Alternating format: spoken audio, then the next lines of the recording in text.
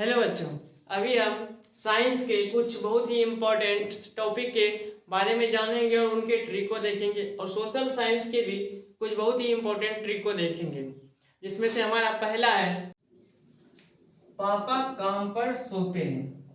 Trick जो रहने वाला है हमारा, पापा काम पर सोते हैं। पापा के पास से जो आएगा वो आएगा पाया। पाया एक तरह का दांत में होने वाला रोग है जो दांतों को गंदा कर देता है। और दूसरा है काम। काम के का से जो आएगा वो है काला ज्वार। जैसे सर्दियों में ज्यादा ठंडा लग जाना, ठंडा जैसा महसूस होना या बुखार आना, ये सभी काला ज्वार के अंतर्गत आता है। और काम के माँ से मलेरिया रोग आता है जो कि एक जीवाणु जनित रोग है। और पर पापा काम पर से जो आएगा वह है पेचिश रोग। पेचिश रोग। और दूसरा है सोते। सोते अगर ज्यादा नींद लगने लगती है, कहीं भी गए और आपको नींद जैसा महसूस होने लगा, वह है निद्रा रोग। और है से हैजा रोग। हैजा दस्त रोग जो होता है वही है हैजा रोग। अब दूसरा ट्रिक देखते हैं हम, कवक से होने वाले रोग। कवक से होने वाले रोग, कवक से होने वाले रोग, गांजा दामाद खाए फ्रूट्स। ये हमारा ट्रिक रहने वाला है, गांजा दामाद खाए फ्रूट्स। गांजा से गांजापन आ जाएगा।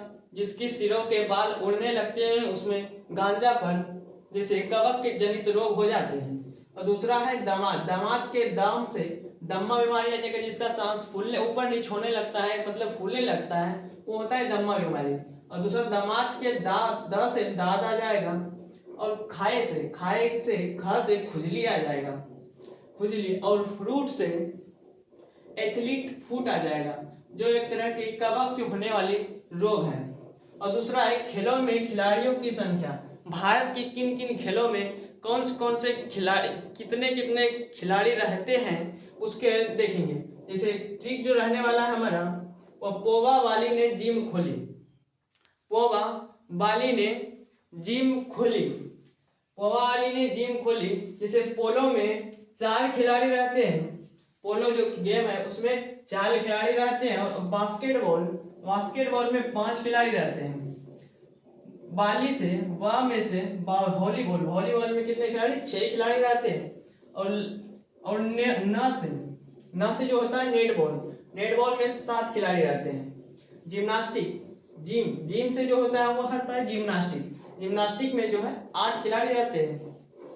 खोली जो रहने वाला है, खोली के खो से जो होगा खो में 9 खिलाड़ी खेलते हैं। ये भारत के आगे का जो टॉपिक है वह है बाबर का खानदान। बाबर भारत कब आए, मुगलों का भारत पर आक्रमण क्रम से देखेंगे हम कि पहले भारत में आक्रमण किसने किया था और किसके बाद कौन आए थे। जैसे हमारा बाबर का खानदान, पहले जो बाबर आया था उसको ट्रिक करने का मेरे पास एक तरीका है जो आप लोगों को बता रहा हूं। भाजसा,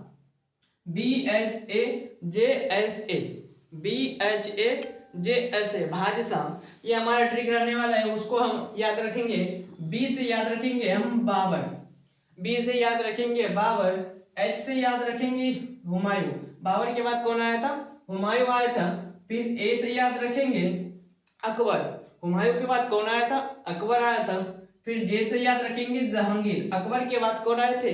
जहांगीर आए थे। और एस से याद रखेंगे शाहजहां। जहांगीर के बाद भारत पर आक्रमण करने शाहजहां आए थे। उसके बाद ए से याद रखेंगे औरंगजेब। औरंगजेब जो थे वो भारत के लिए लास्ट आखिरी जो थे, आखिरी मुगल शासक ऐसे थे जिसने भारत पर शासन किया था, वो थे औरंगजेब।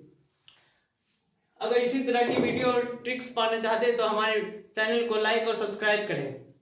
धन्यवाद।